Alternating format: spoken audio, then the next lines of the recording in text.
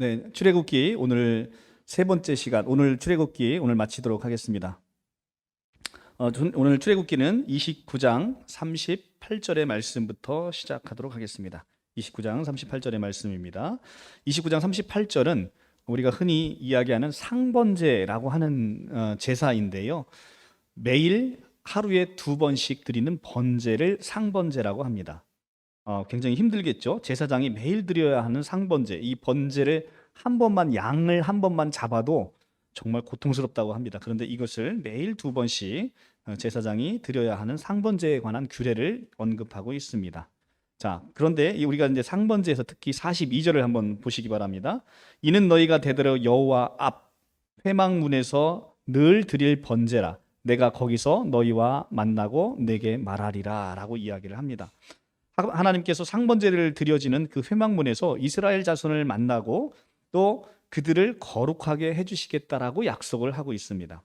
신약에서 우리는 성전이 되어서 하나님을 매일 만날 수 있고 내 안에 성령으로 말미암아 거룩하게 되었음을 우리는 신약 성경을 통해서 이미 알고 있지요. 그래서 성도는 자신의 몸을 이제는 산 제물로 삼아서 매일 거룩한 삶을 삶으로 말미암아 우리가 이제 상번제를 드리게 되는 것이죠. 구약의 제사장은 하루에 두 번씩 양을 잡아서 양을 도살한다고 생각해 보세요.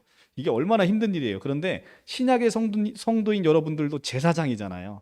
제사장이기 때문에 매일 상번제를 드려야 된단 말이에요. 근데 이 상번제를 드려지는 의미가 신약 성경에서는 매일 양을 잡아갖고 도살해서 태워서 하나님한테 올리라 이런 얘기가 아니라 우리의 삶을 통해서 거룩한 삶을 통해서 하나님께 상번제를 우리가 매일 드릴 수 있다라고 이야기하고 있는 것입니다. 자, 그리고 30장은 28장 29절에 나오는 이 제사장의 위임식에 관한 규례에 이은 장으로 27장에 연결되는 성막 기구를 이제 보충하는 규례를 담고 있습니다. 30장 1절 보면 너희는 분향할 제단을 만들지니 곧 조각목으로 만들되, 분향단의 재료는 조각목입니다. 그리고 거기에 3절에 보면 제단 상면과 전후 좌우면과 뿔을 순금으로 싸고 주위에 금태를 둘을 지며 해서 금태를 두르도록 하고 있습니다. 그러니까 원재료는 조각목인데 여기에 정금을 덧입혀서 하나님께서 이렇게 만든 이 제단에 향을 피울 분향단을 조각목으로 만들라고 이렇게 명령하시는 것입니다. 조각목으로 쓰이고 있다는 것은 이 조각목을 쓰는 나무가 씨띠나무입니다. 참 볼품없는 나무이고 그냥 아카시아 나무라고 생각하시면 되는 거예요. 그러니까 땔감으로나 사용될 수 있는 이 씨띠나무를 지금 이런 쓸모없는 나무를 하나님 택하셔서 분향단의 조각목으로 선택하셨다는 것입니다. 이것이 하나님의 은혜가 아닐 수 없죠. 우리는 바로 이렇게 땔감에나 사용될 것 같은 죄 많은 죄인인데 하나님께서 이 죄 많은 죄인을 특별히 선택하셔서 하나님의 정금으로 덧입혀 주신다는 거예요. 하나님의 정금으로 덧입혀 줄 때 우리는 비로소 쓸모없는 가시나무와 같은 우리가 성전에 이 분향단을 이루게 된다는 것이지요. 그래서 여기서 나타나는 정금, 금을 덧입힌다는 것은 바로 하나님의 신성으로 우리의 인생을 덧입혀서 싼다는 이야기입니다. 우리는 예수로 옷 입었을 때 비로소 이렇게 쓸모없는 조각목이었던 우리가 예수 그리스도로 옷 입었을 때 비로소 아름답게 분향단에 그렇게 하나님의 성전에 귀하게 쓰임을 받게 된다는 것을 오늘 본문이 보여주고 있는 것이지요. 제사장들이 분향단에서 끊임없이 향을 피웠는데 이것이 바로 오늘날 성도들의 기도를 드리는 일을 예표하고 있다고 요한계시록 5장 8절을 이야기하고 있습니다. 제사장들이 매일 분향단에서 피우는 향은 바로 우리가 드리는 이런 기도라는 것입니다. 제사장들이 분향단을 그냥 피우지는 않잖아요. 그 안에 하나님께 드려질 우리의 모든 기도 제목을 올려드리듯 오늘날 성도들은 이렇게 아름다운 기도를 통해서 하나님께 분향단의 그 향을 피우게 되는 것이지요. 30장 11절에서 16절 이 제목은 생명의 속전에 관한 이야기가 나옵니다. 11절에부터 보면 여호와께서 모세에게 말씀하여 이르되 내가 이스라엘 자손의 수요를 조사할 때에 조사받은 각 사람은 그들의 계수할 때에 자기의 생명의 속전을 여호와께 드릴지니라고 합니다. 13절 무릇 계수 중에 드는 자마다 성소의 세겔로 반세겔을 낼지니 한 세겔이 20게라라 그 반세겔을 여호와께 드릴지며 계수 중에 모든 자 곧 20살 이상이 된 자가 여호와께 드리되 너희의 생명을 대속하기 위하여 여호와께 드릴 때 부자라고 반세겔에서 더 내지 말고 가난한 자라고 덜 내지 말지니 너는 여호와의 자손에게서 속전을 취하여 회막 봉사에 쓰라. 이것이 여호와 앞에서 이스라엘 자손의 기념이 되어서 너희의 생명을 대속하리라 라고 이야기를 합니다. 이것은 생명의 속전은 20세 이상 성인 남자에게 빈부에 관계없이 똑같이 반세겔씩을 부과하는 것입니다. 이것은 하나님의 백성은 누구나 다 하나님 앞에서 동등하고 다 구원을 받아야 할 존재임을 나타내고 있고 또한 다 하나님의 사역에 참여하여야 함을 우리에게 보여주고 있습니다. 그래서 빈부의 격차와 상관없이 부자든 가난한 자든 누구든 똑같이 반세겔씩을 내도록 하고 있습니다. 이 생명의 속전, 이제는 더 이상을 이 생명의 속전을 내지 않아도 되는 거예요. 신약의 백성은. 왜요?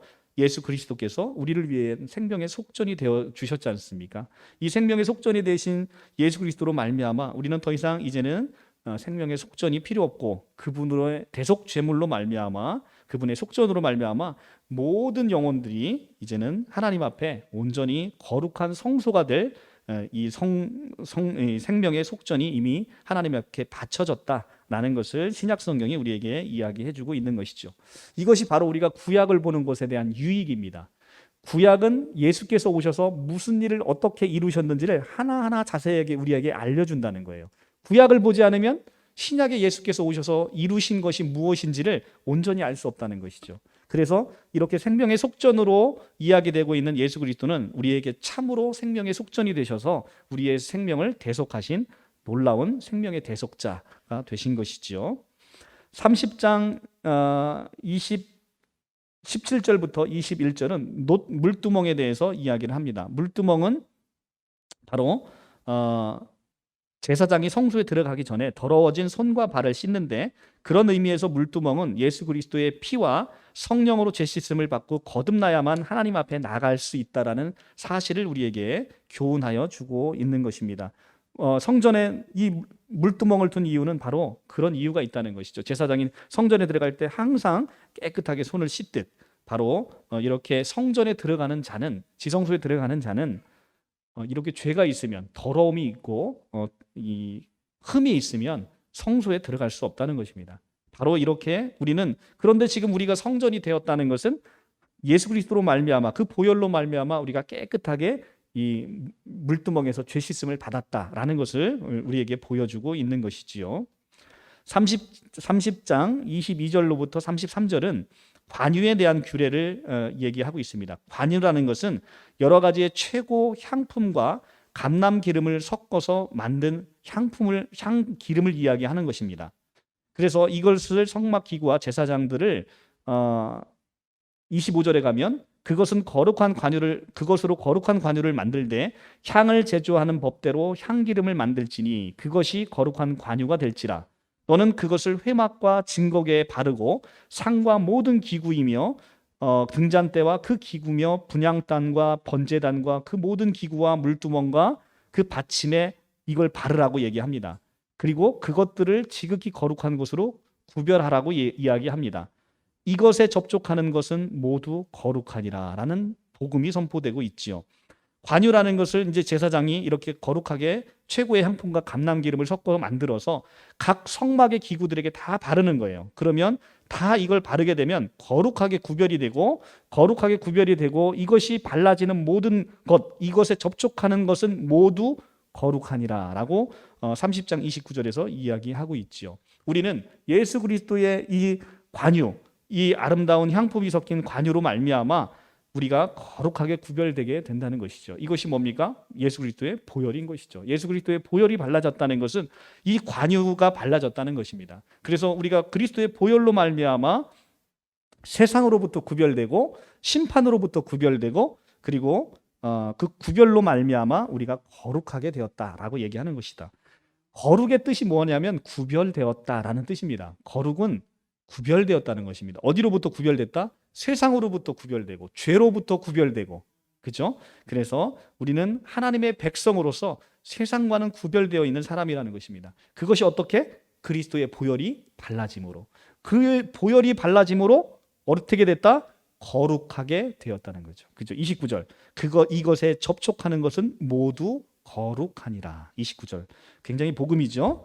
예. 34장에서 이제 38장까지 분향단에 사용되는 향에 대해서 이야기를 합니다. 분향단에 사용되는 향, 이것은 바로 성도들의 기도를 상징하고 있다고 말씀드렸어요. 34절, 여호와께서 모세에게 이르되 너는 소합향과 나감향과 풍자향의 향품을 가져다가 그 향품에 유향을 섞어 각기 같은 분량으로 하고 그것에 향을 만들되 향을 만드는 법대로 만들고 그것에 소금을 쳐서 성결하게 하라라고 합니다. 이것은 우리가 출애굽기 그 관련해서 이미 저희가 자세하게 이 말씀을 풀어서 올렸습니다. 더 자세한 내용은 거기서 보시고요. 오늘은 간략하게 요약을 한번 해보겠습니다. 여러분들의 기억을 한번 환기해 보시기 바랍니다. 자, 우리가 소합향과 나감향과 풍자향과 유향을 섞어서 소금을 치라. 우리의 기도가 이렇게 되어야 된다는 것은 억지로 제 살이 찢겨서 진액을 내주는 소합향의 나무의 아픔과 애통함으로 영혼을 향한 이 애통함으로 기도하라는 이야기입니다. 소합향이라는 것은 바로 이렇게 나무가 제사를 찌개서 진액을 내서 바로 나오는 향이기 때문에 우리의 기도가 그렇게 되어야 된다는 것이죠. 그다음에 나감향이라는 것은 조개 껍데기가 부서지고 깨졌을 때 나오는 향이란 말입니다. 그러니까 조개 껍데기가 부서지고 깨트려져서 가루가 될 때 비로소 나오는 향기처럼 바로 우리의 기도는 이러한 묵은 땅과 같은 완악한 우리의 마음이 갈아엎어져서 철저히 하나님 앞에 복종하는 기도가 필요하다는 것을 오늘 출애굽기 말씀이 우리에게 알려주고 있는 것이죠. 풍자향은 혼자서는 악취가 나서 도무지 쓸 수 없는 향이에요. 그런데 다른 향과 잘 섞이게 되면 이보다 아름다운 향이 없답니다. 이것이 바로 풍자향입니다. 교회 가운데 우리 모습이 바로 이와 같아야 된다는 것이죠. 나의 기도로 그리스도의 몸된 교회를 세워나갈 때 각 사람의 지체가 나로 말미암아 믿음으로 세워질 때 비로소 우리는 풍자향의 아름다운 향기의 기도가 우리의 삶 속으로 묻어나온다는 것이죠. 나 혼자만 교회에서 잘났다고 해서 교회가 돌아가는 게 아니라는 거예요. 혼자만 잘나서 나 혼자만 봉사한다고 교회가 잘 돌아가는 게 아니라는 거죠. 서로가 협력하고 서로가 섬겨주고 서로가 영혼들을 세워줄 때 이 교회가 아름답게 가는 것이죠. 내가 교회에 미랄이 되어서 썩어서 이 미랄이 되어질 때 아름다운 열매들이 자라나게 되는 것입니다. 나 혼자 이 잘났다고 고개를 들고 있으면 우리는 이 풍자향의 삶이 우리 가운데 나오지가 않게 되는 것이죠. 그리고 죽는 날까지 인간에게 모든 것을 내어주는 유향나무처럼 자신의 희생으로 유향의 이 향을 얻어야 되는 것이듯 마찬가지로 우리의 삶이 모든 것이 교회와 그리스도에 의해서 헌신되는 삶이 사라질 때 우리는 유향의 기도가 드려지게 되는 것입니다. 우리에게 소금 기도가 필요하다는 것은 소금의 속성상 영원히 변치 않는 하나님의 약속을 믿고 나아가는 이 언약, 이 소금 언약이 우리에게 필요하다라는 것을 이야기를 하고 있는 것입니다. 그리고 이 모든 향이 준비되면 이 향을 태운 분향단이 필요한데 분향단의 재료가 되는 조각목의 씨띠나무는 그 자체로 사용될 수 없고 반드시 순금을 싸고 주위에 금태를 둘러 만들어진 향로를 태워야만 되는 것입니다. 그럴 때 비로소 자기의가 드러나지 않게 되고 하나님의 영광이 나타나면서 성전에 귀하게 쓰임을 받을 수 있게 되는 것입니다. 내가 교회를 위해서 무슨 봉사를 하잖아요. 그리고 또 무슨 헌물을 드리잖아요. 그러면 그것이 나의 의와 나의 자랑이 돼서는 절대 교회가 온전히 세워지지 않는다는 것입니다. 나의 의와 자랑을 다 내려놓고 그리스도의 은혜로서 내가 받은 은혜를 가지고 우리가 봉사할 때 그리고 그를 통해서 기도할 때 그때 교회는 아름답게 서로 세워져 간다는 것이죠. 그래서 우리가 나의 의와 어떤 세상적인 자랑을 위해서 우리가 교회에 봉사하는 것은 참으로 오히려 교회의 덕이 되지 않는다는 것입니다. 자, 31장으로 이제 넘어가겠습니다. 이 31장의 이제 본문 드디어 회막 기구를 이제 만들게 하라라고 이야기를 하시는 내용으로 해서 이제 실제 32장을 지나서 이제 25장부터 31장의 성막에 대한 규례를 최종 결론 짓게 하는 장이 바로 31장입니다. 이 본문 가운데 지금 안식일 규례와 십계명 돌판 수요에 대한 것을 기록을 하고 있어요. 근데 왜 안식일 규례가 이미 20장 8절에서 11절에 이미 우리에게 안식일 규례를 이 출애굽기에서 주셨어요. 그런데 성막 제도를 이 최종 결론 짓는데 왜 안식일에 관한 규례가 12장부터 쭉 나오게 되는 것일까? 우리가 이거를 한번 생각해 볼 필요가 있습니다. 다소 생뚱맞아 보이잖아요. 다소 생뚱맞아 보이는 왜 이 성막 제도에 안식일 규례가 갑자기 들어갈까? 거기서는 보면 성막 제도를 마감하는 시점에 안식일 규례를 다시 한번 언급하시는 것은 하나님의 임재의 상징적인 처소인 성막, 이 성막은 매우 중요하고 고귀한 거지만 이 성막을 진정으로 중요하게 만드는 근본적인 원인은 하나님과의 바른 언약 관계가 유지되어 있을 때 비로소 의미가 있다는 것입니다. 우리가 이제 그동안 이제 출애굽기 25장부터 31장까지 괜찮아요. 25장부터 31장까지의 성막에 관한 규례에 관해서 자세하게 이렇게 우리 저기 유아실에 불을 좀 켜주시면 불을 켜주세요. 이제 그렇게 만들었단 말이에요. 자세히 하나부터 열까지를 하나하나 가르쳐주면서 성막을 이렇게 만들어라 라고 얘기를 했어요. 그런데 이 성막을 만드는 마지막 결론장에 생뚱맞게도 안식일 규례가 나온다는 거예요. 이 안식일 규례가 나온 것은 바로 성막의 가장 중요한 것, 성막을 이렇게 만드는 것도 중요하지만 더 중요한 것은 하나님과의 올바른 언약 관계가 유지되는 것, 그것이 훨씬 더 중요한 거야 라는 것을 이 안식일 규례, 10계명 중에서 대표적으로 안식일에 관한 규례를 언급함으로써 우리에게 하나님과의 올바른 언약 관계가 얼마나 중요한지를 알려주고 있다는 거예요. 아시겠죠? 자, 그런데 이제 이렇게 안식일 규례를 줬는데 하나님은 모든 성막 건립에 이 명령을 하신 다음에 끝에서 안식일 규례를 이렇게 주셨잖아요. 그리고 이제 모세가 이거에 따라서 실제 성막을 만들잖아요. 실제 성막을 만드는 게 35장부터 나와요. 35장부터 나오는데 하나님이 마지막 성막을 이렇게 만들려고 하고 끝에서 안식일에 관한 규례를 언급하면서 성막을 만드는 이유는 하나님과의 바른 언약 관계가 이렇게 중요하기 때문에 언약 관계를 바로 세우고 이걸 만들어야 되는 거야 라고 이야기를 하신 거란 말이에요. 그런데 실제 모세가 이걸 만들 때는 35장에 안식일 규례를 또 한 번 언급을 해요. 그러니까 출애굽기에는 안식에 관한 게 앞에 20장 8절에서 11절에 한 번 나오고 그 다음에 지금 31장 12절에 한 번 더 나오고 그 다음에 35장 1절에 다시 안식일 규례가 또 나온다는 거예요. 이것이 뭐냐면 하나님은 마지막에 언급하셨지만 모세가 그것을 성막을 짓기 전에 먼저 이 안식일 규례를 강조하고 있는 건 하나님과의 언약적인 바른 관계가 성막을 짓는 것보다 훨씬 중요하다는 것을 다시 한번 우리에게 강조해 주고 있다는 거예요. 그러니까 왜 안식일이 이게 출애굽기 가면 안식일이 막 3번씩이나 나와요. 그러니까 도대체 이게 왜 나오는 건지 우리가 의미를 모르잖아요. 근데 이렇게 의미를 이해하고 나면 안식일 자체가 중요해서 이렇게 강조하시는 것보다 하나님과의 바른 관계. 안식이라는 것은 하나님의 창조의 질서잖아요. 하나님과의 이 창조 질서 안에서 인간과 하나님의 바른 관계가 성립될 때 너희가 지어지는 그 성막, 그것이 의미 있다는 거예요. 그러면 비유로 한번 설명해 보면 교회에 와서 봉사하고 교회에 와서 헌신하고 이런 것도 다 중요하지만 그거보다 더 중요한 것은 뭐냐면 나와 하나님과의 올바른 언약 관계가 훨씬 중요하다는 거예요. 내가 은혜가 떨어졌는데 와가지고 담임 전도사가 뭐 시킨다고 해서 일만 하면 입만 대빨 나오지 그게 되겠어요? 그런 봉사는 의미 없다는 거예요. 그런 봉사를 여러분에게 원하시지도 않는다는 거죠. 여러분들 먹고 살기 어려워 죽건데 하나님이 여러분들 삥 뜯으려고 맨날 와서 교회 와서 헌금하라고 얘기하겠습니까? 하나님은 그런 헌금을 원하지 않으신다는 거죠. 하나님이 정말 내가 하나님이 받은 은혜가 너무 넘쳐나서 내가 하나님께 드려지는 이 예물, 이 헌금, 이것이 과부의 두 렙돈을 귀하게 보시는 하나님의 성품인 거라는 거죠. 우리 금액의 다소에 연연하지 마시고 내가 뭘 하나 하더라도 기쁨으로, 감사로, 은혜로 하는 것이 가장 중요하다는 걸 우리에게 다시 한번 보여주고 있는 것입니다.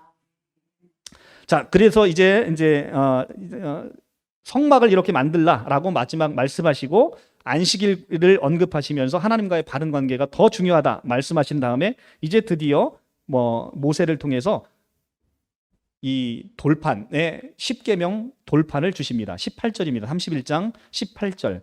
출애굽기 31장 18절. 여호와께서 시내산 위에서 모세에게 이르시기를 마치신 때에 증거판 둘을 모세에게 주시니 이는 돌판이요 하나님이 친히 쓰신 것이라. 자, 첫 번째 돌판은 돌판도 하나님이 마련하셨고 그리고 직접 하나님이 쓰셨어요.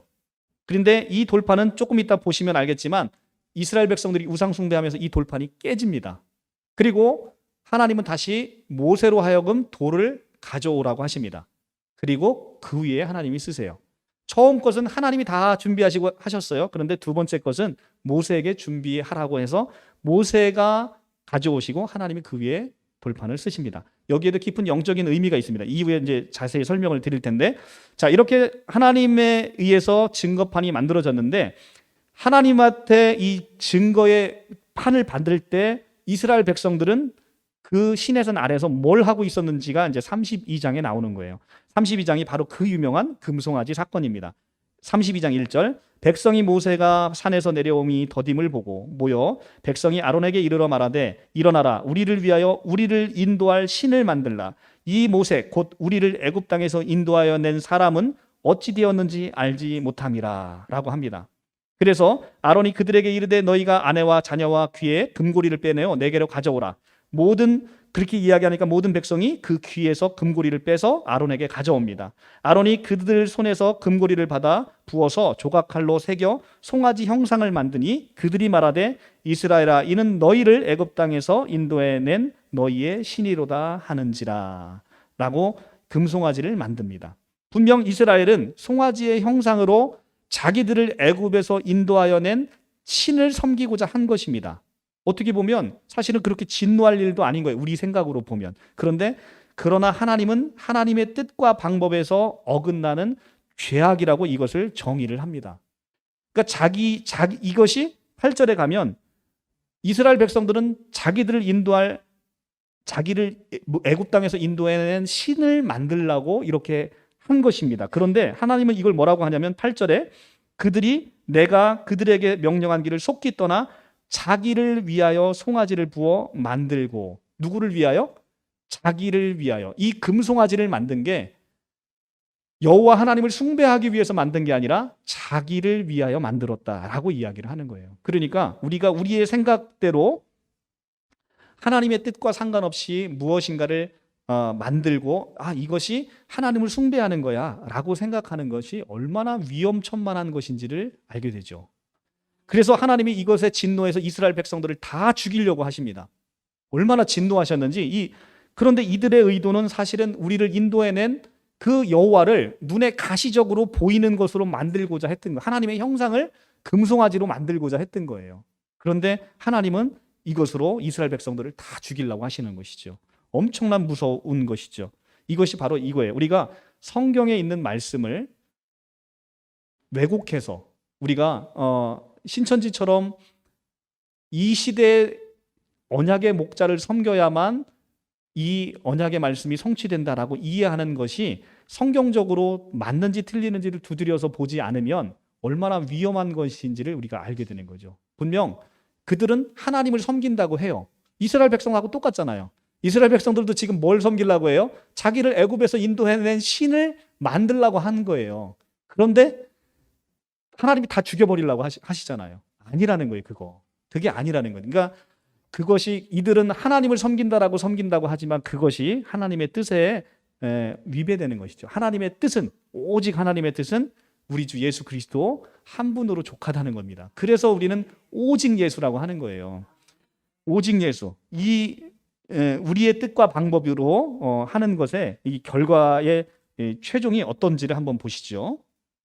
자, 7절을 보시면 하나님이 이렇게 진노하실 뿐만 아니라 엄청 삐지십니다. 7절. 여호와께서 모세에게 이르시되 너는 내려가라. 내가 애굽 땅에서 인도하여 낸 내 백성이 부패하였도다. 자, 여기서 하나님이 내 백성이라고 하는 것을 여러분들은 주목하셔야 돼요. 내 백성이 부패하였다. 누구 백성이라고 얘기해요? 야, 모세, 네 백성이야. 네 백성이래. 그런데 출애굽기 3장 7절에서 3장 7절로 한번 가볼까요? 처음에 3장 7절에서 하나님이 뭐라고 이야기하셨냐면 이렇게 이야기하셨어요. 출애굽기 3장 7절 84쪽에서 여호와께서 이르시되 내가 애굽에 있는 내 백성의 고통을 분명히 보고 그들을 감독자로 말미암아 부르짖음을 듣고 그 근심을 알고 내려가서 그들을 애굽 손에서 건져내고 그들을 그 땅에 인도하여 낸다라고 얘기하죠. 7절에 보면 내 백성의 고통을, 그죠? 누구의 백성? 내 백성, 여호와의 백성이라고 이야기했는데 이 우상 숭배를 하고 나니까 32장 7절에서 내 백성이라고 이야기하잖아요. 그래서 모세의 백성으로 이제 이스라엘 백성들이 치부하는 거죠. 그리고 8절에 가면 그들이 자기를 위하여 이 송아지를 만들었다라고 이야기를 하는 것입니다. 그리고 9절에 가면 여호와께서 또 모세에게 이르시되 내가 이 백성을 보니 목이 뻣뻣한 백성이로다. 그런즉 내가 하는 대로 두라. 내가 그들에게 진노하여 그들을 진멸하고 너를 큰 나라가 되게 하리라. 모세가 그의 하나님 여호와께 구하여 이르되 여호와여 어찌하여 큰 권능과 강한 손으로 애굽 땅에서 인도하여 내신 주의 백성에게 진노하시나이까. 지금 여호와는 모세의 백성이라고 이야기하는데 모세가 지금 뭐라고 얘기합니까? 모세가 그 하나님 여호와께 구하여 이르되 어찌하여 인도하여 내신 주의 백성에게 진노하시나이까. 누구 백성? 주의 백성. 자, 다시 모세는 이 이스라엘 백성을 누구의 백성이라고 칭합니까? 여호와의 주의 백성이라고 칭하는 것이지요. 어찌하여 애굽 사람이 이르기를 여호와가 자기의 백성을 산에서 죽이고 지면에서 진멸하려는 악한 의도로 인도하여 내었다고 말하게 하시려 하나이까. 주의 맹렬한 노를 그치시고 뜻을 돌이키사 주의 백성에게 이 화를 내리지 마옵소서. 누구 백성? 주의 백성. 그죠? 어찌하여 하나님 이 백성을 다 죽이시면 하나님이 이 사람들을 애굽에서 인도해 내신 게 자기 백성을 죽이기 위해서 인도해 내셨다라고 그렇게 악한 의도로 인도해 냈다라고 하나님이 불명예를 쓰지 않으십니까? 그러니까 주의 백성에게 화를 내지 마십시오라고 모세가 간청하는 거죠. 바로 이 모세의 기도를 통해서 예수 그리스도의 중보의 기도를 우리가 생각하게 된다는 거죠. 예수님은 지금도 여러분을 위해서 이렇게 중보하신다는 거예요. 자, 우리가 허구한 날 죄 짓고 살아가는 게 우리잖아요. 그런데 허짓고 죄짓고 살아가는 우리한테 지금 모세가 이 기도를 한다는 거예요. 하나님이 지금 우리의 죄를 보면 바로 지금 이 백성을 진멸해야 되는 백성인 거예요. 그런데 모세이신 예수 그리스도가 지금 뭐라고 얘기하냐면 어찌 하나님이 이 백성을 지금 구원해 내놓고 이 백성을 다시 진멸하고자 하면 어찌 하나님이 악한 의도로 이들을 구원해 냈다라고 하지 않겠습니까? 라고 모세의 이 중보로 말미암아 우리가 살아남고 있다는 사실을 오늘도 보여주고 있는 거죠. 13절에 가면 그래서 주의 종 아브라함과 이삭과 이스라엘을 기억하소서. 여기서 이스라엘은 야곱을 얘기하는 거죠. 기억하소서. 주께서 그들을 위하여 주를 가리켜 맹세하여 이르기를 내가 너희의 자손을 하늘의 별처럼 많게 하고 내가 허락한 온 땅에서 너희에게 자손에게 주어 영원한 기업이 되게 하리라 하셨나이다. 이렇게 지금 하나님께서 아브라함과 이삭과 야곱에게 언약하신 그 언약을 지금 누구한테 상기시켜 주는 거예요?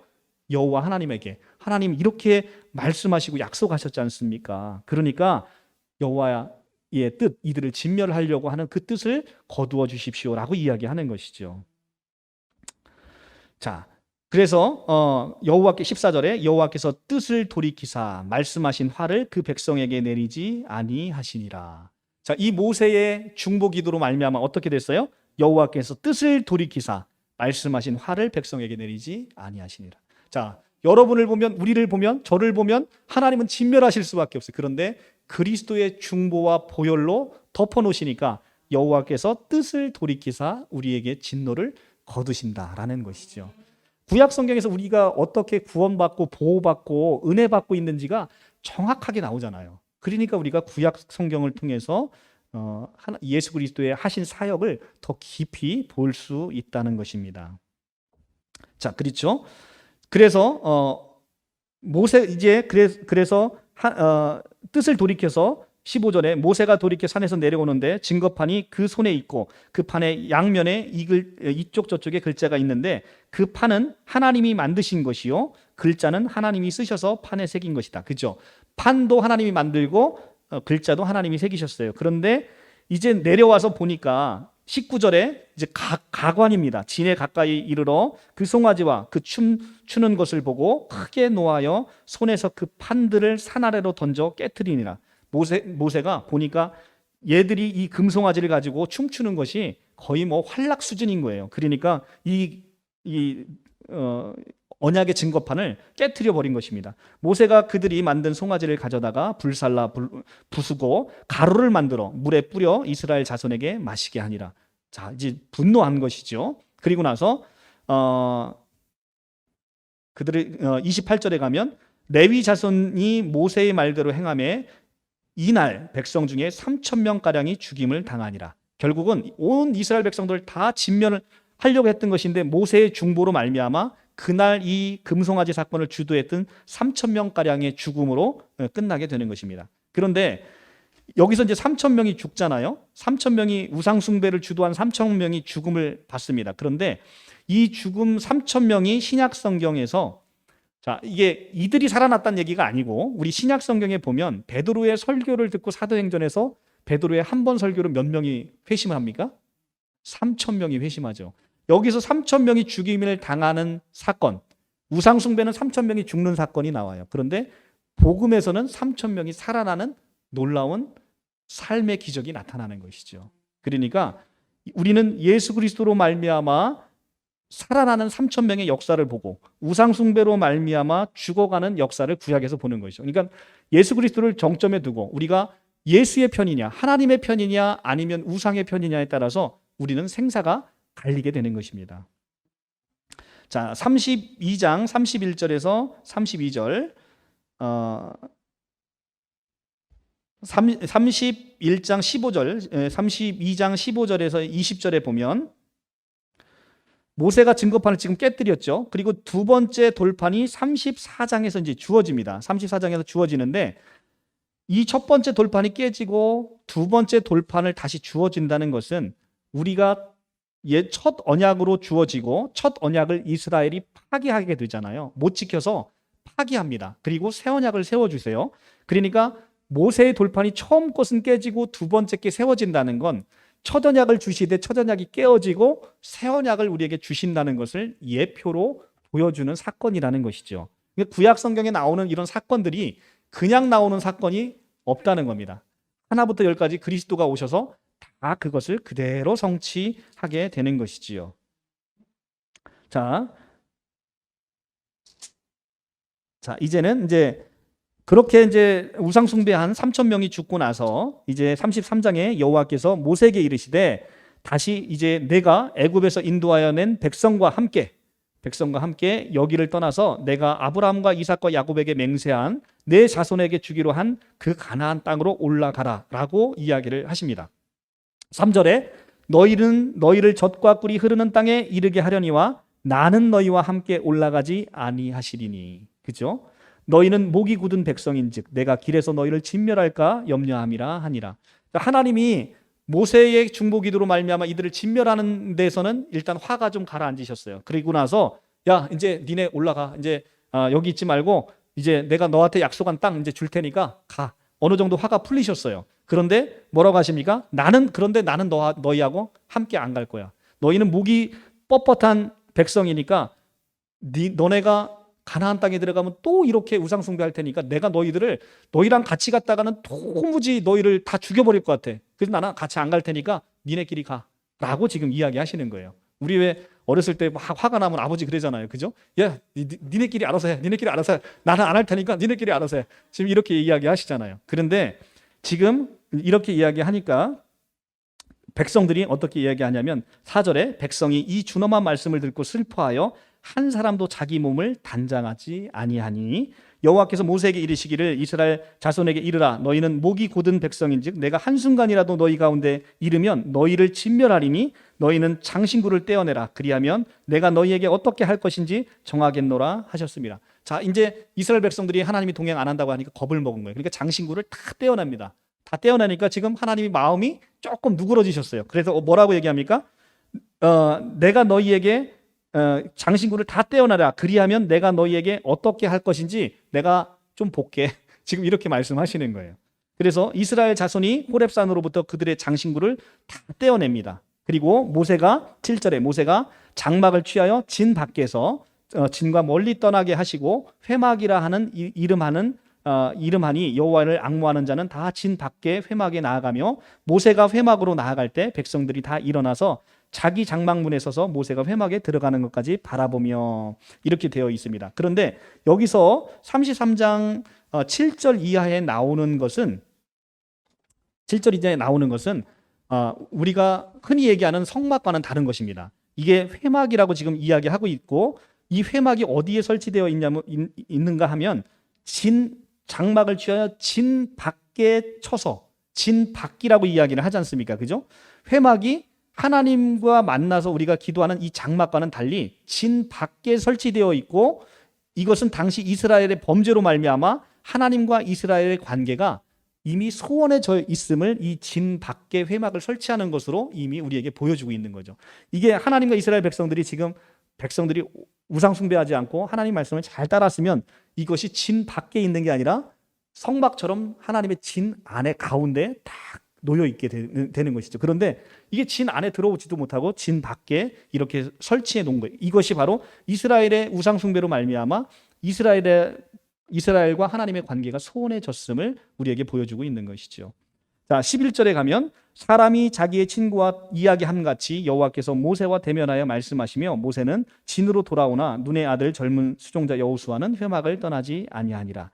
자, 사람이 자기 친구와 같이 이야기함과 같이 이렇게 이야기를 한다는 것입니다. 바로 기도는 일방통행이 아니라 이렇게 쌍방통행이 되어야 되는 거죠. 나는 기도한다고 하고 매일 아침에 새벽 기도 나왔는데 맨 나 소원 항목만 다 얘기하고 문 닫고 나가는 거는 똑같은 거예요. 그러니까 저기 우리 사랑하는 우리 조카가 와 있는데 아이가 딱 있어요. 아이가 딱 들어왔는데 아빠 나 아빠한테 할 말이 있어 하고서 1부터 100까지를 나 차도 사주고 나 뭐 강아지도 사주고 나 뭐 맛있는 것도 사주고 뭐 해주고 자기 할 만 다 하고 알았지 하고 문 닫고 나가는 거예요. 나는 대답할 시간도 안 주고 싹 나가는 거예요. 이것은 기도가 아니라는 거예요.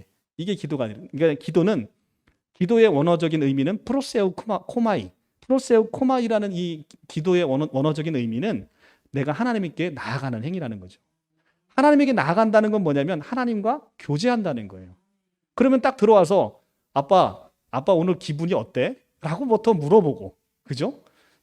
하나님의 기분도 살피고, 하나님 기분 좋을 때 뭔가 얘기해야 선물도 잘 맥히지. 기분도 아빠가 화 잔뜩 지금 우상숭배해서 화 잔뜩 나는데 아빠 나 차 사줘 하면 아빠가 귀퉁방망이 한 대 때리고 돌려보내지 않겠어요, 그죠? 바로 그런 거예요. 우리 기도라는 게 늘 이런 우를 범하고 있다는 거죠. 그래서 기도는 모세처럼 이렇게 친구와 같이 이야기하듯 하나님께 아뢰는 것이죠. 자, 하나님께서 이제 12절에 가면 모세가 여호와께 아뢰되 보시옵소서 주께서 내게 이 백성을 인도하여 올라가라 하시면서 나와 함께 보낼 자를 내게 지시하지 아니하시나이다. 주께서 전에 말씀하시기를 나는 이름으로도 너를 알고 너도 내 앞에서 은총을 입었다 하셨사온즉 내가 참으로 주의 목전과 은총을 입었사오면 원하건대 주의 길을 내게 보이사 내게 주를 알리시고 나로 주의 목전에 은총을 입게 하시며 이 족속을 주의 백성으로 여기소서라고 간구합니다. 자, 이 모세의 간구, 하나님은 지금 삐지셔서 야 너희끼리 가, 나 안 갈 테니까 라고 했는데 장신구를 다 떼어나니까 그래? 그러면 내가 너희가 어떻게 할지 한번 좀 보고 내가 정할게 라고 했는데 지금 모세가 12절에 다시 간구하시죠. 뭐라고 간구하냐면 주께서 전에 말씀하시기를 나의 이름으로도 나를 안다 라고 이야기하셨다는 거예요. 나의 이름, 이 모세 이름, 이게 바로 참 모세이신 예수의 이름인 거죠. 우리가 예수의 이름으로 기도할 때 하나님 그걸 거역하시지 못한다는 것을 우리에게 보여주고 있는 거죠. 내 이름을 기억하신다는 거예요. 그래서 내 이름을 기억하시고 너를 알고 너도 내 앞에서 은총을 입었다 하셨사온즉 내가 참으로 주의 목전에서 은총을 입었사오면 원하건대 주의 길을 내게 보이시고 내게 주를 알리시고 나로 주의 목전에서 은총을 입게 하시어 이 족속이 주의 백성으로 여겨달라라고 지금 간구를 하시죠. 그러니까 14절에서 여호와께 이르시되 내가 친히 가리니 내가 너를 쉬게 하리라 라고 이야기한다는 거죠. 이제 하나님의 마음이 다 풀리셨어요. 그리고 다 풀리셔서 내가 너와 동행하리라 이야기하시고 우리에게 14절에 굉장히 중요한 말씀을 하시죠. 내가 너를 쉬게 하리라. 자, 말씀은요 우리가 이루는 게 아니에요. 하나님 안에서 안식하는 겁니다. 그분의 열심, 그분의 인도하심, 그분이 이끌어 가시는 걸 기대하는 것, 이것이 바로 믿음이라는 거죠. 그분이 하실 것을 믿는 믿음, 이게 믿음이라는 거예요.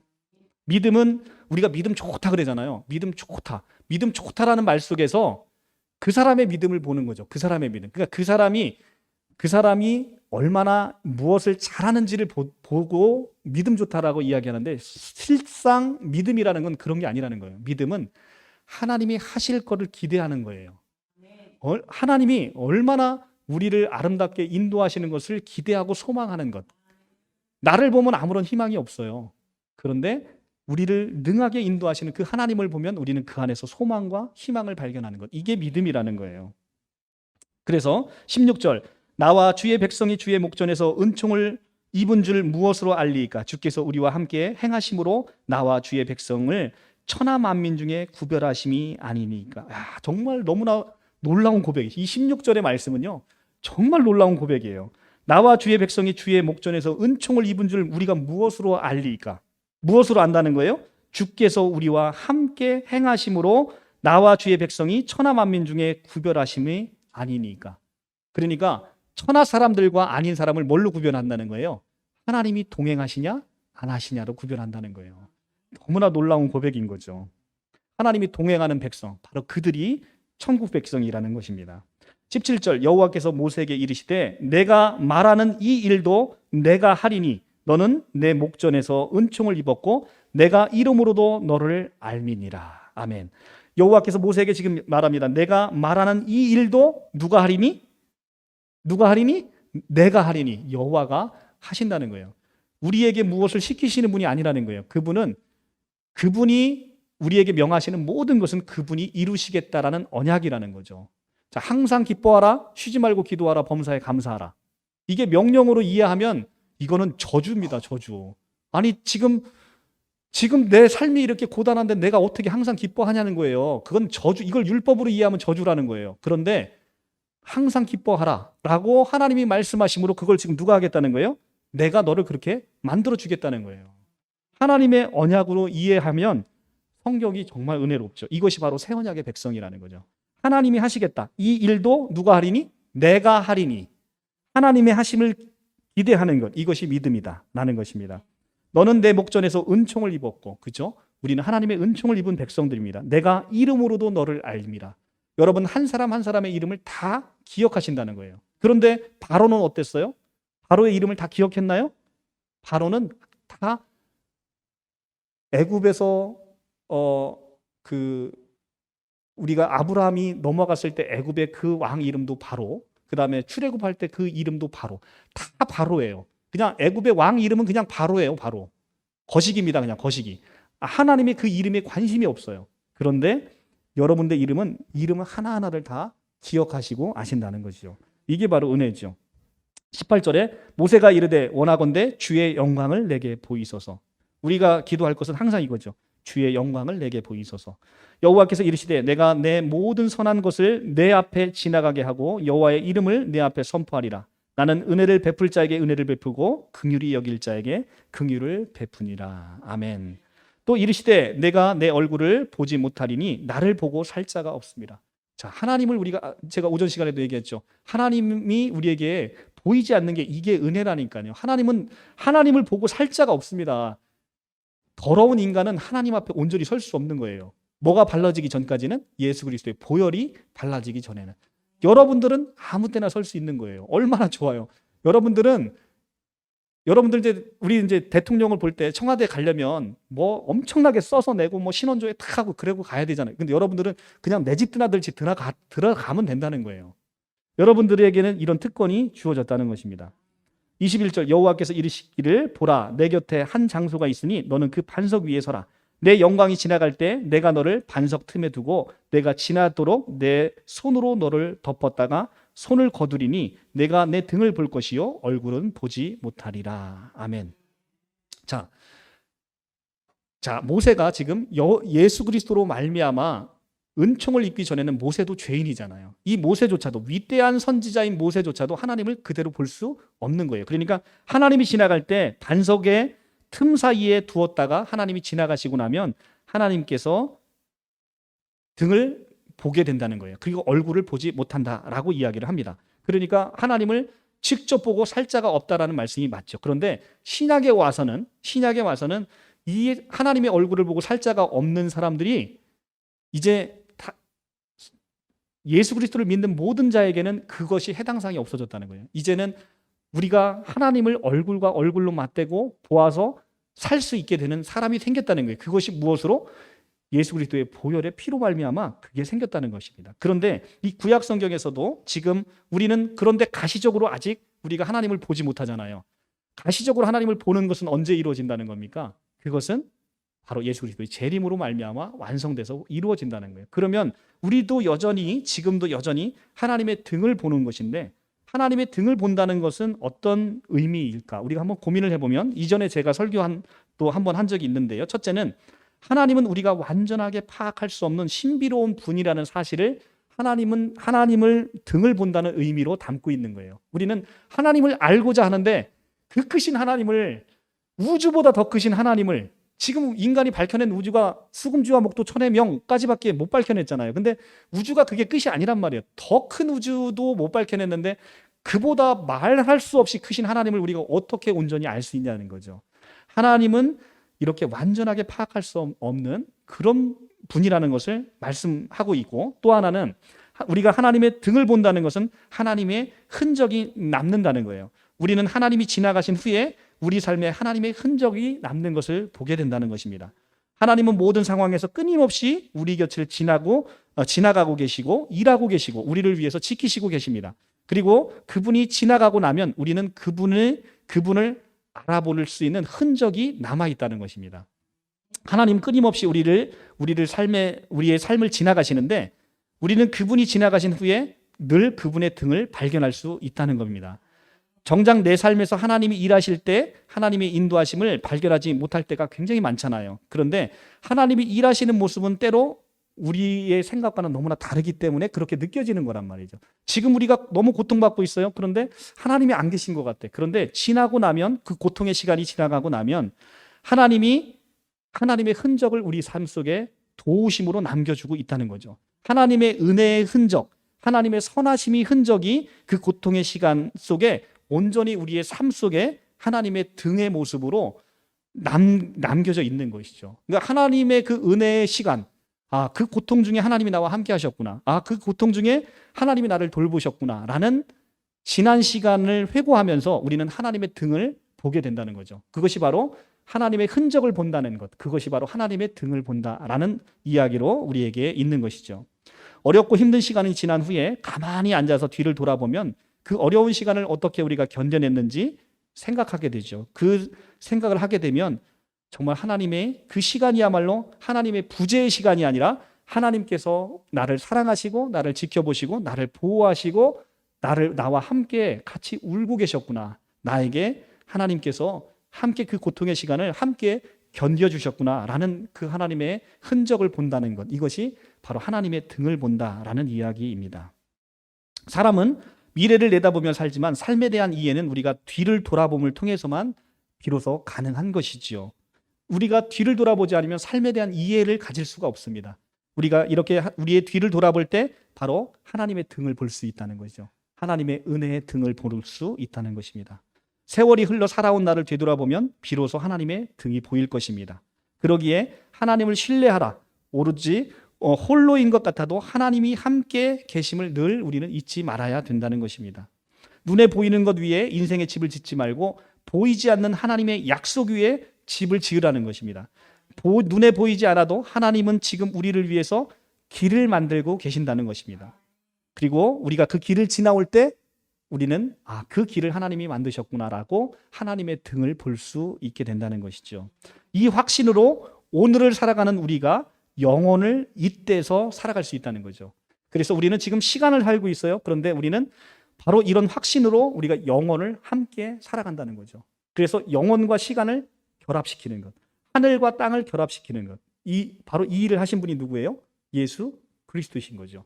모세가 이제는 돌판을 만들어요. 거기에 하나님이 이제 언약을 다시 쓰십니다. 하늘과 땅이 결합하는 거잖아요. 자, 모세는 참 모세이신 예수 그리스도예요. 예수 그리스도로 말미암아 하늘과 땅이 결합하는 것이 십계명 두 번째 돌판으로 딱 이루어지는 것이죠. 이것이 바로 영적인 신비라는 것입니다. 하늘과 땅, 그 벌어져 있던 하늘과 땅이 예수 그리스도로 말미암아, 그 사닥다리로 말미암아. 그래서 야곱이 베델의 이상을 볼 때 하늘과 땅을 뭐가 연결해요? 사닥다리가 연결해서 그 위에 천사가 오르락 내리락 한다고 우리가 창세기에서 배웠지 않습니까? 바로 그것, 그 사닥다리가 누굽니까? 하늘과 땅을 연결하는 사닥다리, 바로 예수 그리스도이시라는 것입니다. 그래서 우리는 예수로 말미암아 지금 크로노스를 살고 있지만 카이로스의 영혼을 잇대어 살아갈 수 있는 사람이 되었다는 것, 이것이 바로 그리스도인의 무한한 영광인 것이지요. 되게 좋지 않습니까? 네, 이게 바로 우리가 등을 본다는 의미예요. 그런데 한 번 더 깊이 한번 생각해 보자고요. 예수 그리스도는 하나님이십니다.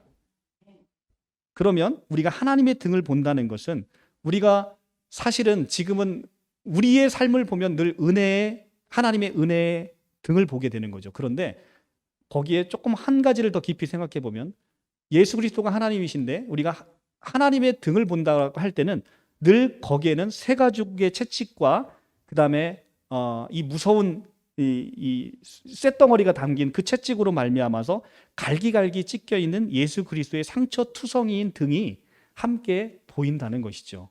우리가 하나님의 등을 본다는 건 마냥 그 안에는 아무 희생이 없이 하나님께서 우리에게 주시는 거저받는 은혜가 아니라는 것입니다. 거기에는 어마어마한 예수 그리스도의 고난과 이 십자가의 고통이 그 온전한 상처투성이로 보여있는 그 모습이 함께 보인다는 것이죠. 그래서 이사야 선지자가 53장 5절에서 이렇게 이야기하는 것이죠. 그가 찔림은 우리의 허물 때문이요 그가 상함은 우리의 죄악 때문이라. 그가 징계를 받음으로 우리가 평화를 누리고 그가 채찍을 맞음으로 우리가 나음을 입었도다 라고 하는 것이죠. 우리가 하나님의 등을 본다면 바로 이 어린 양의 채찍에 맞은 이 그리스도의 찔림과 상처투성이인 이 등이 보일 것이라는 것이죠. 우리는 그로 말미암아 우리가 가슴이 먹먹해지지 않을 수가 없는 것입니다. 우리는 그 하나님의 등으로 내가 맞아야 될 그 채찍, 예수 그리스도가 대신 맞음으로 우리는 그 하나님의 영광을 보고 하나님의 은혜를 누리고 살아갈 수 있다는 것입니다. 자, 이것이 바로 하나님의 등을 본다는 의미이고 34장에 나오는 두 번째 돌판을 우리에게 주신 영적인 의미입니다.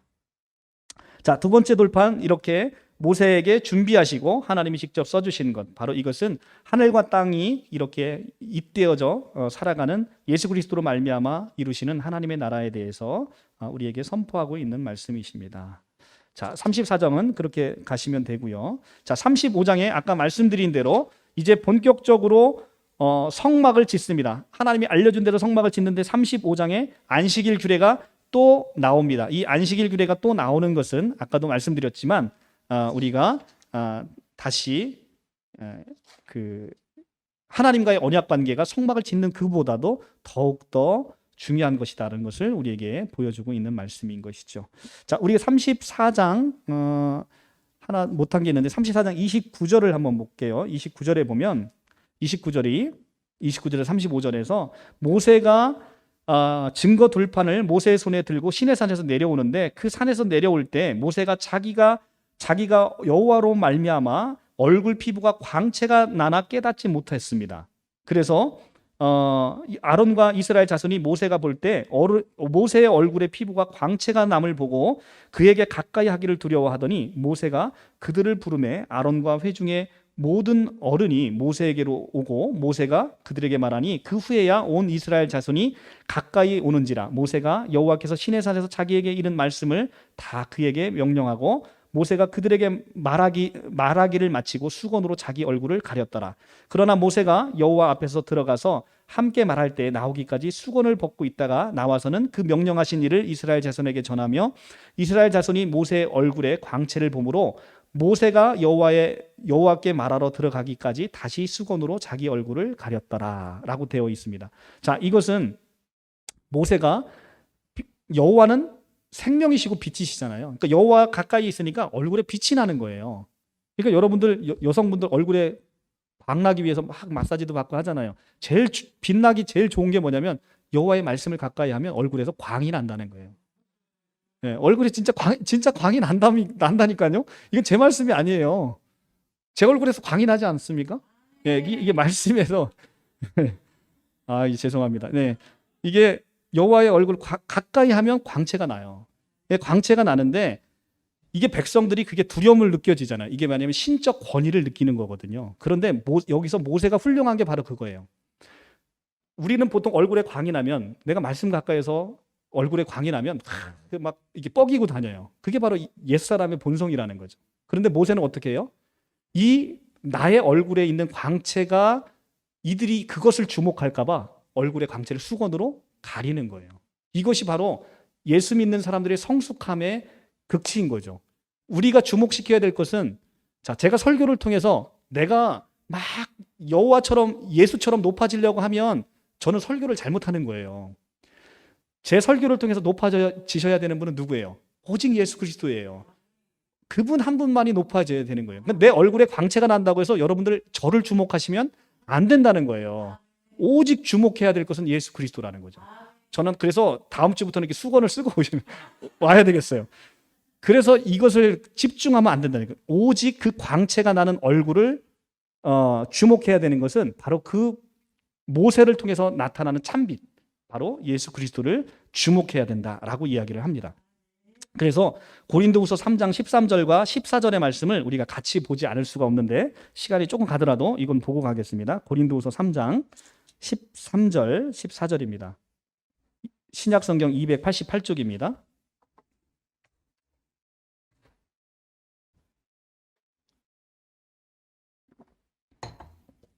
신약성경 288쪽. 바로 이 말씀을 인용해서 고린도후서에서 사도 바울이 이 말씀을 이렇게 풀어줍니다. 우리는 모세가 이스라엘 자손들에게 장차 없어질 것의 결국을 주목하지 못하게 하려고 수건을 그 얼굴에 쓴 것 같지 아니하느라. 자, 모세는 자기 얼굴에 주목하고 하나님에게 집중하지 못할 것 같으니까 수건을 썼잖아요. 그런데 신약의 백성인 우리는 지금 그거와 같이 그 수건을 얼굴에 쓴 것 같이 아니한다요. 그러나 그들의 마음이 완고하여 오늘까지도 구약을 읽을 때 그 수건이 벗겨지지 아니하고 있으니 그 수건은 그리스도 안에서 없어질 것이다. 이게 무슨 얘기냐면, 자, 우리는 성경을 읽을 때, 구약 성경을 읽을 때 그리스도로 읽지 않는다는 거예요. 구약을 읽을 때 이것을 율법의 무거운 무게로 읽는다는 거예요. 야, 너희 살인하지 말라. 그러니까 내가 너희는 부모에게 공경하라. 내가 부모 공경 못하면 죄악에 빠져 있는 것처럼 이렇게 고통받는다. 그렇게 성경 읽지 말라는 거예요. 그것은 하나님의 언약으로 이해해야 된다라고 제가 말씀드렸잖아요. 그러니까 부모를 공경하지 못하는 너희에게 내가 공경하는 마음을 줄 것이다 라는 하나님의 언약으로 읽어내서 그리스도의 영으로 이걸 읽어내야 된다는 것이죠. 오히려 모세는 누굽니까? 모세는 구약의 율법의 상징이에요. 모세의 수건이 항상 덮여져서 성경을 보면 안 된다는 거예요. 수건을 벗겨내고 이제는 그리스도의 환한 빛으로 그냥 보면 된다는 거예요. 그냥 그리스도의 영으로 볼 때, 그래서 15절 가면 오늘까지도 모세의 글을 읽을 때, 모세 글이 뭐예요? 율법이잖아요. 모세 글을 읽을 때 수건이 그 마음을 덮었도다. 이 수건은 구약 성경에서 모세가 덮으면 그 말이었던 거예요. 이제는 신약의 하나님과 우리가 얼굴과 얼굴을 맞대고 살아가는 신약의 백성에게는 이 수건이 필요 없다는 거예요. 그래서 이 글을 읽을 때 수건이 그 마음을 덮어서 아직도 율법의 무거운 무게로 성경을 본다는 거예요. 그런데 16절에 가면 그러나 언제든지 주께로 돌아가면 그 수건이 벗겨지리라. 자, 구약을 읽을 때 우리가 이 수건을 덮고 읽으면 안 된다는 거예요. 이제 그리스도의 영이 우리 안에 오셨으니 우리는 그 환한 모세를 통해서 오는 그 빛이 아니라 이제는 그리스도의 영으로 직접 발산하는 그 빛으로 성경을 비춰보면 모든 율법의 무게가 다 없어지고 이제는 아름다운 복음이 보인다는 것입니다. 17절, 주는 영이시니 주의 영이 계신 곳마다 자유가 있느니라. 우리가 다 수건을 벗은 얼굴로 거울을 보는 것 같이 주의 영광을 보매 그와 같이 형상으로 변화하여 영광에서 영광에 이르니 곧 주의 영으로 말미암았습니다. 자, 예수 그리스도께서 이 모세의 수건을 다 벗겨내신 것입니다. 이제는 우리는 주로 말미암아 수건을 다 벗고 얼굴을 맞대고서 보는 것처럼 그렇게 주의 영광을 보게 되는 놀라운 이제는 새 언약의 백성이 됐다는 겁니다. 얼마나 놀랍습니까? 우리는 그런 백성이 됐다는 거예요. 다시 본문으로 돌아와서, 자, 그래서 이 말씀은 이렇게 영광스러운 아주 놀라운 말씀이고요. 이제 35장부터 본격적으로 이 성막을 짓습니다. 35장 20절에 여호와께서 자원하는 예물을 이제는 가져오라고 이야기를 합니다. 자, 그런데 여기 보시면 35장에 모세가 이제 본격적으로 성막을 계시를 하죠. 그래서 35장 4절에서 29절까지 성막 건축을 위해서 헌물 명령을 합니다. 그리고 백성들이 헌신하는 이야기를 성경은 보도하고 있습니다. 모세는 먼저 성막을 건축하기 위해서 예물을 드리도록 명하고 성막 건축에 필요한 예물의 종류를 구체적으로 지금 밝히고 있습니다. 4절부터 9절까지 그 얘기가 쭉 나옵니다. 그리고 성막 건축에 참여할 사람도 모집하고 그들이 만들 품목을 설명하는 게 10절에서 19절에 나오고 있습니다. 그리고 이스라엘 백성들이 자원하는 마음으로 즐거이 예물을 드렸다라는 것이 20절에서 29절로 드립니다. 자, 이 말씀을 통해서 주의 일은 온 성도가 하나가 되어 즐거이 감당해야 되는 일이라는 걸 보여주고 있는 거예요. 그러니까 교회는 한두 사람이 세워가는 게 절대 아니라는 거예요. 다 같이 협력하여 사람을 세워주는 겁니다. 누구 혼자나 교회 일을 온전히 감당하려고 하지 마십시오. 성도는 자신을 들여서 하나님의 교회를 지어간다는 것도 보여주고 있습니다. 그리고 헌금은 능력껏 자원하는 마음으로 드려져야 한다는 것도 지금 보여주고 있어요. 그리고 하나님의 일을 하는데 남녀노소 빈부 귀천이 따로 없다는 것도 우리에게 보여주고 있습니다. 그리고 백성들이 자원하는 예물이 넘치도록 가져와서 모세가 헌납을 중지시키는 아름다운 이야기가 36장 3절에서 7절의 말씀이 나와요. 한번 보면 그들이 이스라엘 자손의 성소의 모든 것을 만들기 위하여 가져온 예물을 모세에게서 받으니라. 그러나 백성이 아침마다 자원하는 예물을 연하여 가져왔으므로 성소의 모든 일을 하는 지혜로운 자들이 각기 하는 일을 중지하고 와서 모세에게 말하 이르되 백성이 너무 많이 가져오므로 여호와께서 명하신 일에 쓰기에 남음이 있나이다. 모세가 명령을 내림에 그들이 진중에서 공포하여 이르되 남녀를 막론하고 성소에 드릴 예물을 다시 만들지 말라 하매 백성이 가져오기를 그치니 있는 재료가 모든 일을 하기에 넉넉하여 남음이 있었더라. 아멘. 세상에 이런 교회 있나요? 성도님들 예물 갖고 오는데 그만 갖고 와. 이런 교회 있습니까? 이제 저희 교회가 그런 교회가 될 것입니다. 네, 교회는 이래야 된다는 거예요. 교회는 대부분의 교회가 성도님들이 너무 많은 헌금을 강요해서 교인들이 고통을 받고 있습니다.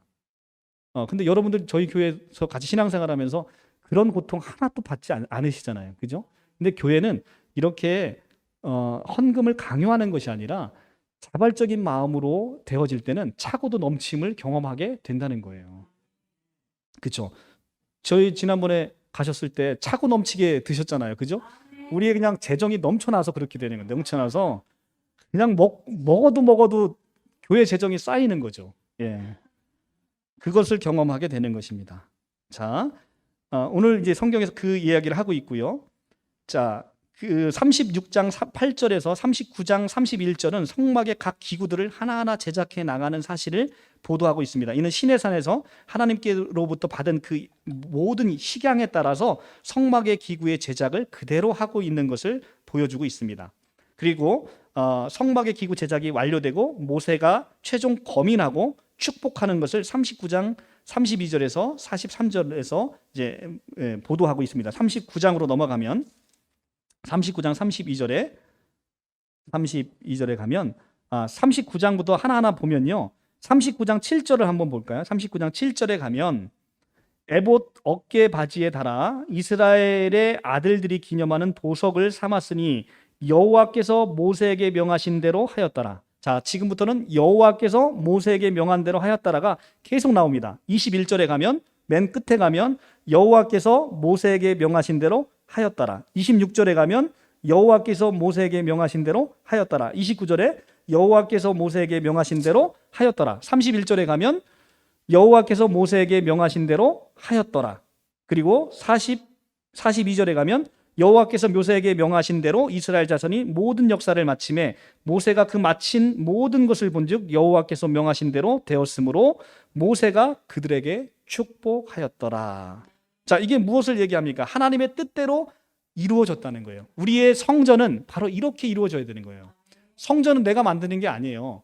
내 몸이 왜 성전이라고 사도 바울이 이야기합니까? 이 안에 하나님의 성령이 오셨기 때문에. 그러니까 우리가 성전이 되어지는 거예요.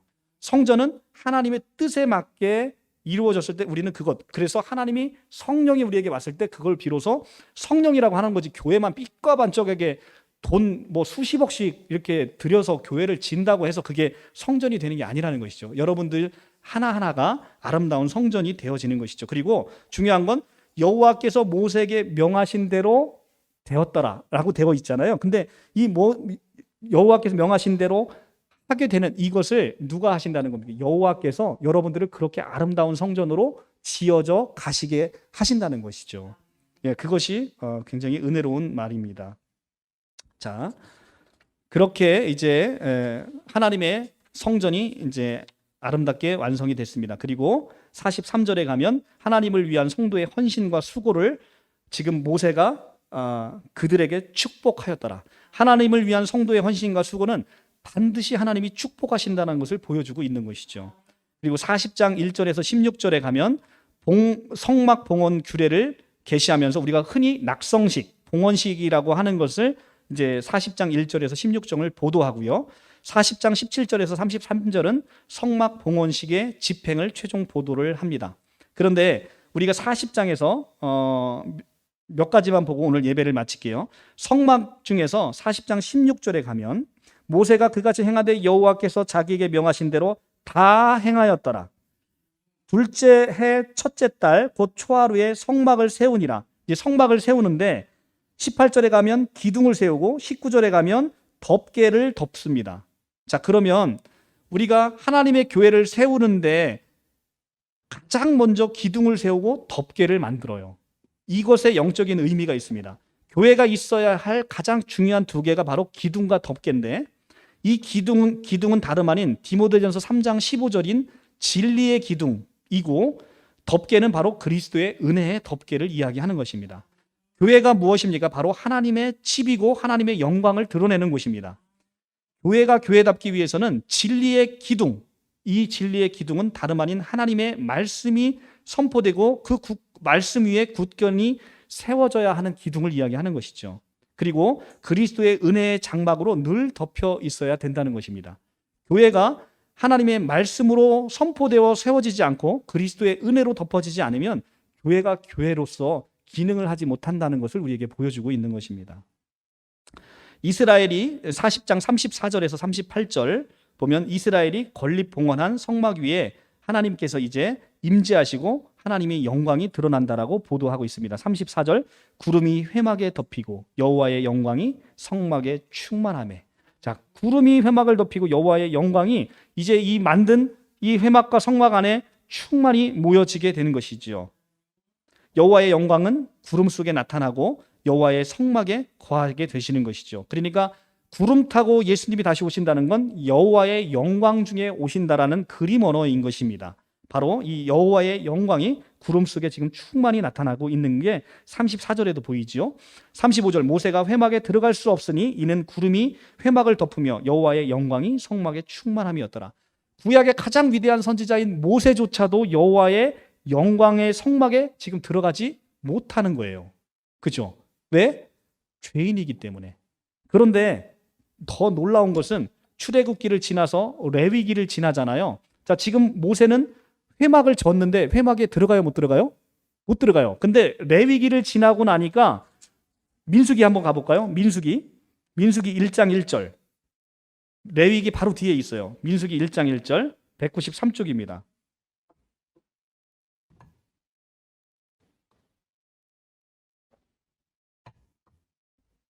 1장 1절 이스라엘 자손이 애굽 땅에서 나온 후에 둘째 해 둘째 달 첫째 날에 여호와께서 시내 광야 회막에서 모세에게 말씀하여 이르시되 어디서? 시내 광야 회막에서. 자, 지금 모세는 여기 출애굽기에서는 회막에 들어갈 수 없었는데 지금 레위기를 지나고 나니까 민수기에서는 회막에서 지금 여호와의 말씀을 들어요. 이게 어찌 된 일이에요? 바로 이 레위기가 회막에 들어가지 못하는 죄인 모세를 어떻게 회막에 들어가는지를 알려주는 책이 바로 레위기라는 거죠. 그러니까 레위기는 우리를 어떻게 거룩하게 만드는지에 관한, 거룩에 관한 책이 바로 레위기임을 성경이 우리에게 보여주고 있다는 것이죠. 이렇게 위대한 지도자 모세조차도 결코 하나님의 영광이 머문 처소에 자의적으로 들어갈 수가 없습니다. 죄인이기 때문이지요. 하나님 앞에 자기의 의를 내세울 수 있는 자는 아무도 없습니다. 오직 성결케 된 자만이 하나님의 은혜의 보좌에 나아갈 수 있습니다. 그런데 사도 바울은 뭐라고 합니까? 우리가 성전이 되어서 정결하게 된 자라고 성경에서 우리를 선포하고 있죠. 너희는 너희가 성전인 것과 하나님의 성령이 너희 안에 거하는 걸 알지 못하느냐. 그러면 바로 우리는 모세와는 비교도 안 되는 영광을 지금 이 몸에 우리가 가지고 살아가고 있다는 것입니다. 자, 출애굽기 40장은 구속사에 있어서 매우 중요한 의미를 가졌습니다. 왜냐하면 하나님께서 직접 자기의 백성의 역사 속에 지금 들어오셨음을 알려주고 있습니다. 하나님은 성전을 짓고 성전이 있어야만 하나님이 그 안에 거하실 수 있잖아요. 죄가 있는 곳에 하나님은 거하실 수 없으니까 거룩한 곳이 있어야만 하나님은 임재하신다는 거죠. 그런데 아담 이후로 깨어진 그곳에 하나님이 지금 비로소 여호와의 영광이 이 성막에 함께 하게 되는 너무나 놀라운 구속사에서 가장 중요한 의미를 담고 있는 장인 거예요. 그래서 이스라엘 백성 한가운데 놓여진 성막에 하나님의 영광의 임재가 지금 나타나고 하나님께서는 직접 자기 백성의 삶 가운데 이제 거하시고 그들을 통치하시는 일을 시작하신다는 게 출애굽기 이 40장에서 이제 시작한다는 거죠. 이제 민수기와 신명기를 거쳐서 가나안 땅에 들어갈 때까지 끊임없이 하나님은 구름 기둥과 불 기둥으로 그들의 백성을 인도하시고 그들을 통치하시잖아요. 그것이 바로 이 거룩한 백성을 만들어서 하나님께서 그 안에 거하시게 된다는 것을 우리에게 보여주고 있어요. 자, 그러면 이스라엘 백성들은 구약의 백성들은 성막 안에 있는 여호와의 구름 기둥과 불 기둥을 통해서 하나님이 저기 계시네를 보고 따라가는 거예요. 그런데 지금 신약의 백성인 우리는 어때요? 우리는 하나님이 직접 우리 안에 계셔서 우리 안에서 우리를 인도하신다는 거죠. 엄청 놀라운 이야기를 지금 성경은 하고 있는 것입니다. 그래서 인생길의 가장 확실한 승리의 비결은 하나님의 인도하심이 있느냐 없느냐, 하나님의 동행이 있느냐 없느냐, 그것으로 판가름이 난다는 것입니다. 하나님이 자기 백성을 구름 기둥과 불 기둥으로 완벽하게 보호하시고 그들을 가나안 땅까지 끝까지 인도하실 것임을 지금 출애굽기가 서막으로 보여주고 우리는 레위기와 민수기와 신명기를 통해서 그 과정을 하나하나 보게 될 것입니다. 38절을 읽고 마치겠습니다. 낮에는 여호와의 구름이 성막 위에 있고 밤에는 불이 그 구름 가운데 있음을 이스라엘의 온 족속이 그 모든 행진하는 길에서 그들의 눈으로 보았더라. 자, 하나님이 자기 백성을 이렇게 구름 기둥과 불 기둥으로 인도하여 완벽하게 보호해 주심을 보여주는 것입니다. 그래서 우리는 하나님 중심의 삶을 살 때 하나님의 보호를 받게 되고 하나님의 백성이 되는 것이고 그의 나라, 그 영원한 파라다이스, 그 가나안 땅으로 우리가 그리스도와 함께 우리가 입성하게 되는 그런 삶으로 우리가 사라지게 된다는 것입니다. 이것이 출애굽기가 우리에게 보여주는 놀라운 언약의 말씀인 것이죠. 자, 이렇게 통해서 출애굽기도 3번까지를 통해서 출애굽기의 말씀까지 우리가 다 봤습니다.